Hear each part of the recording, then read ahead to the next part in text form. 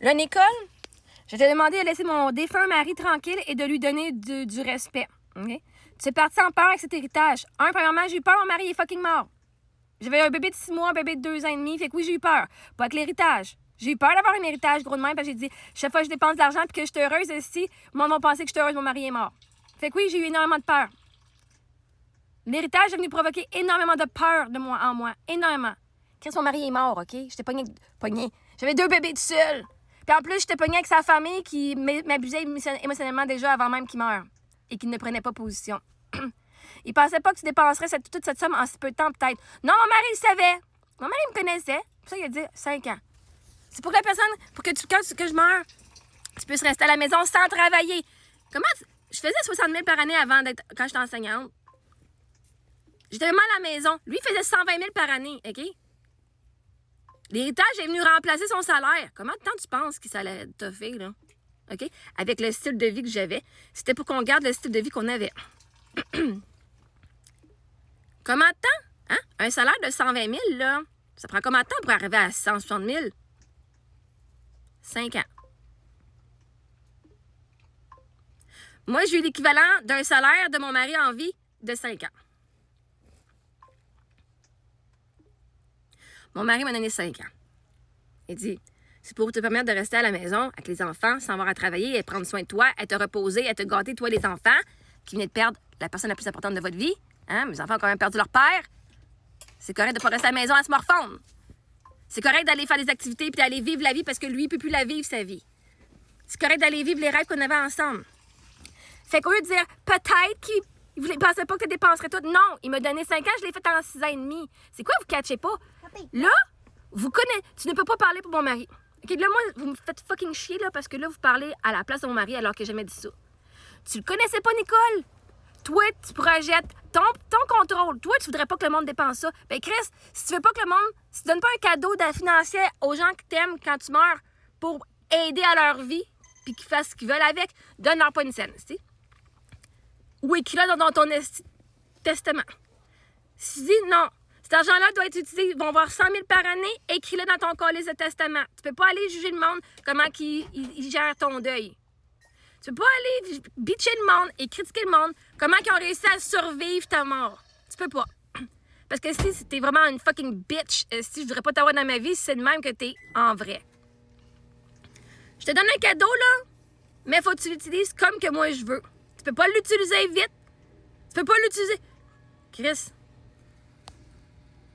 Même mon mari a plus de compassion que ça envers moi. Il a plus d'amour que ça que vous autres. Tu connais pas mon mari? Tu vas arrêter de parler pour lui. Je ne veux plus t'entendre, Nicole. Jamais dire un mot. Ton mari aurait dit ça. Ta gueule, tabarnak. Tu le sais pas. Tu le connais pas, tu l'as jamais vu, tu l'as jamais entendu. Puis en fait, si tu as entendu les vidéos, les audios que je vous ai montrés, qui sont sur YouTube aussi, tu changerais d'idée assez vite sur mon mari. Mon mari était pas con comme toi, ma chère Nicole. Oui, là, j'ai été insultée. Mon mari savait que perdre son mari, ça vient un coup. Puis que même lui, à 32 ans, s'il avait plus d'honneur que toi, à je sais pas quel âge, 600 ans, là. Même mon mari, ça va à 32 ans. Lui, il n'a pas pu utiliser son héritage. Il n'a pas pu utiliser sa pension. Il n'a pas pu... Lui, il a fait son travail 9 à 5, 6 à 3 pendant 10 ans, puis il est mort. Il n'a même pas pu profiter de son argent. Il n'a même pas pu profiter de sa famille puis de ses enfants. Il a vu ma petite pour 6 mois. Fait que lui, là, il savait que la vie était trop courte. Fait que tu as de l'argent, utilise-la, l'argent va toujours revenir anyway. Fait que tu vas enlever les mots de mon mari que tu penses qu'il dirait. Parce que comme tu le connais pas, tu peux pas parler pour lui. Je suis la seule, j'étais sa femme, je suis la seule à qui il parlait de ces choses-là. Peut-être qu'il parlait à ses parents. Mais que je te voie encore, parce que je te garantis, tu vas passer au cash, ma fille. Je vais t'exposer en esti pour la fraude que t'es. Pour la contrôlante, manipulatrice que tu es, parce que toi, tu veux manipuler le monde avec leur argent. Toi, tu veux contrôler comment le monde... Je te donne un cadeau, mais Chris, il faut que tu l'utilises comme ça. C'est pas un cadeau, ça. C'est une sentence de mort avec le diable. Je suis pas partie en peur avec l'héritage. S'occuper des besoins de moi et de ma famille, puis de stresser à chaque dollar que je dépensais, là. J'étais pas en peur, justement. J'avais peur de l'utiliser, mon héritage. Parce que c'est tout ce qui me restait. C'est tout ce qui me restait physiquement de lui qui prenait soin de nous. Puis ça, je suis pas sûre que tu l'as compris parce que t'as peut-être pas perdu encore ton partenaire. Puis au pire, si je partais en peur, so fucking what? C'est ça qui m'a permis de rester en vie. Hey, vous catchez pas, hein? C'est quoi, vous vouliez que je reste dans ma chambre, puis que je pleure pendant toute la journée, puis que je reste en dépression pendant des années, puis que je laisse mon argent dans mon compte de banque, puis dire « La vie est dure! Oh my God! »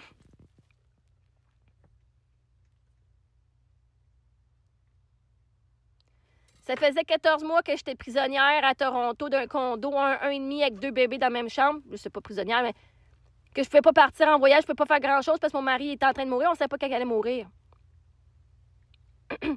Ça faisait fucking 4 ans que j'étais dans le nord de l'Ontario, 4, 5 ans dans le nord de l'Ontario. Puis nos voyages, c'était d'aller voir notre famille. On n'allait même pas plus que ça dans le sud parce que l'argent qu'on pognait, c'était pour aller visiter la famille. Nos vacances, c'était pour aller voir la famille. J'ai habité 4 ans dans le nord du Manitoba. Ben, bye-bye les voyages dans le sud, c'est bonjour les voyages au Québec en plein milieu de l'hiver pour aller passer du temps avec la famille. Fait que non, je suis pas partie en peur. J'ai enfin été vivre la vie que ça faisait des années que je voulais vivre. J'avais enfin les moyens et la liberté de le faire. Si toi, tu profites pas de la vie quand le monde meurt, il y a une leçon à apprendre. Si tu vois que toi, tu penses que tu vas vivre jusqu'à 100 ans, ben merveilleux, tu peux laisser les choses sur le long terme. Moi, à ce moment-là, je savais même pas que j'allais être en vie. Même quand mon mari était malade, là, je disais « Chris, toi, tu sais que tu vas mourir d'ici 5 ans. Je pourrais littéralement être frappée par un bus demain matin quand je sors du condo. » Fait non, j'ai pas été en peur. Ça m'a pris vraiment du temps avant de pouvoir toucher à cet argent-là. Parce que pour moi, j'étais une mauvaise personne. Mais j'ai dit non, je suis pas une mauvaise personne, Marie-Ève Christ. T'as perdu ton mari. T'es en deuil. Mané, tu serais une mauvaise personne si tu restais là à pas utiliser l'argent, puis pas aller travailler, puis à pas payer tes factures, puis pas s'occuper de tes enfants, puis à pas rien faire. Mais ça, tu serais pas nécessairement une mauvaise personne, parce que la réalité, c'est que tu serais juste endeuillé, sans support, traumatisé. Une mauvaise personne serait genre, si moi j'aurais été bitchée d'autres veuves, oh my God, t'as pas bien fait tes affaires. Une mauvaise personne serait quelqu'un, là, qui serait venu dire à quelqu'un d'autre, Chris, la façon que tu vis ton deuil, ça se fait pas. Parler de même de ton mari, ça se fait pas. Dépenser de l'argent comme tu le fais, ça se fait pas. Ça, c'est des mauvaises personnes avec pas des bonnes intentions. Parce que si t'es quelqu'un qui a de l'amour envers les autres, ton intention, c'est que ces gens-là soient heureux. Et tu vas faire ce que tu as besoin de faire pour être heureux. Et moi, j'encourage ça. Fait que c'est une personne qui veut venir juger le monde, puis de venir parler comme si tu connaissais mon mari alors que tu ne l'as jamais fucking vu. Arc, c'est dégueulasse. De te penser meilleur que moi, sa femme, dans mon couple. Hey, littéralement, vous vous mettez à ma place dans mon couple. Vous êtes dégueulasse. De penser que vous savez c'était qui mon mari. De penser que mon mari était si focal que ça, qu'il m'a marié. C'est dégueulasse. C'est pas moi la mauvaise personne, c'est vous autres les mauvaises personnes d'assumer qu'est-ce que mon mari n'a jamais dit. Parce que ce que moi j'ai fait pour honorer mon mari et honorer ce qu'il m'a dit, vous êtes pas d'accord. Mais voyez-vous, on n'était pas un couple conventionnel non plus. OK? Moi, j'étais une femme adorée par son mari. Et voyez-vous, ce qu'il m'a laissé comme héritage démontre l'amour et l'adoration qu'il avait pour moi et mes enfants. Même lui savait que de le perdre, je perdrais mes repères et je me perdrais. Et grâce à l'argent, j'ai pu au moins subvenir à mon besoin de base et à réussir à aller m'éduquer et à sortir de relations fucking toxiques. Et j'étais une relation toxique avec moi-même parce que je pensais que j'étais un esti fardeau puis que j'avais pas de valeur. Puis que j'avais personne qui m'aimerait puis qui voudrait de moi. Fait que si toi, tout ce que tu penses, c'est les apparences, je préfère avoir ma petite roulotte puis m'aimer puis savoir que j'ai de la valeur que d'avoir une petite grosse maison avec 2,4 millions de dollars puis de m'haïr la face à pas vouloir rester en vie. OK? Là, à cette heure, je vais avoir le 2,4 millions de dollars, sachant que j'ai de la valeur. Je vais avoir le 10 millions de dollars à la place. Mais il faut que j'utilise cet argent-là pour investir en mon bonheur et celui de mes enfants et en ma santé mentale. Peut-être que vous devriez apprendre. Fait que tu vas arrêter de parler à la place de mon mari. Tu le connaissais pas, l'arrêter si tu le connaissais pas. Tu sais pas ce qu'il dit. Moi, je sais ce qu'il dit, puis j'ai honoré tous ses souhaits. Fait que tu vas te mettre ta belle petite crise de gueule, là, OK? Puis tu vas aller vivre ta vie. Puis si tu veux contrôler l'argent de tes enfants parce que toi, t'es pas contente de comment ils dépensent tes cadeaux. Donne plus de cadeaux, c'est pas un cadeau, c'est un cadeau empoisonné si tu donnes de quoi, puis il faut que tu contrôles comment ils l'ont utilisé.